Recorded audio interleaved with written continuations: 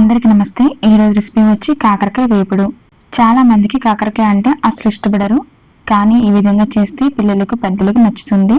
ఈ రెసిపీ తప్పకుండా ట్రై చేయండి. ముందుగా 5 కాకరకాయలు తీసుకోండి. వాటిని నీటిలో బాగా శుభ్రంగా కడగాలి. ఆ తర్వాత వాటిని మధ్యలో కట్ చేసి లోపల ఉండి విత్తనాలు తీసేయండి. ఇవి చాలా మందికి నచ్చవు. ఇలా కాకరకాయలు ఇలా రౌండ్ షేప్లో స్లైస్గా కట్ చేసుకోవాలి.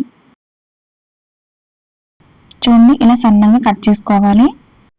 ఇప్పుడు ఒక ప్యాన్ తీసుకోండి. ప్యాన్లో తగినంత ఆయిల్ వేసుకోండి. ఆయిల్ కొంచెం ఉడికిన తర్వాత మనం కట్ చేసుకున్న కాకరకాయలు వేయండి. ఇలా లో ఫ్లేమ్లోని వేగించుకోవాలి.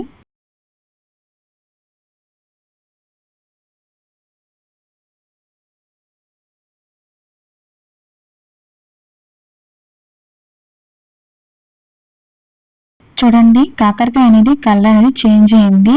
ఇప్పుడు టిష్యూ పేపర్ మీదకు తీసుకోండి. ఇప్పుడు మిక్సీలో 4-5 వెల్లుల్లిపాయలు వేయండి. 1 టీ స్పూన్ జీలకర్ర వేయండి. 1 టీ స్పూన్ కారం వేయండి. అలాగే రుచికి సరిపడా ఉప్పు వేయండి.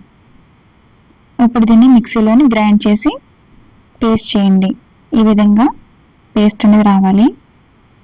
ఇప్పుడు మనం ఇందాక వేగించుకున్న సేమ్ ప్యాన్లో ఇప్పుడు 2 టీ స్పూన్ ఆయిల్ వేసిన తర్వాత మనం గ్రైండ్ చేసుకున్న పేస్ట్ వేయండి. ఇలా వేసిన తర్వాత 2-3 నిమిషాలు ఫ్రై చేయండి.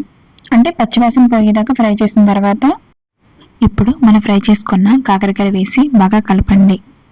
4-5 నిమిషాలు లో ఫ్లేమ్లోనే ఇలా ఫ్రై చేయాలి. ఇప్పుడు 5 నిమిషాల పాటు లో ఫ్లేమ్లోనే ఇలా వేగించండి. ఇలా పచ్చివాసన పోయేదాకా వేగించండి. ఇలా పచ్చివాసన అంతా పోయిన తర్వాత స్టవ్ ఆఫ్ చేసేయండి. అంతేనండి, చాలా ఈజీగా రెడీ అయిపోయింది. మీరు కూడా ట్రై చేయండి. ఇది పప్పులోకి కానీ సాంబార్లోకి కానీ సైడ్ డిష్గా చాలా బాగుంటుంది. మీరు కూడా ఒకసారి ట్రై చేయండి. ఈ రెసిపీ నచ్చినట్లయితే తప్పకుండా లైక్ చేయండి.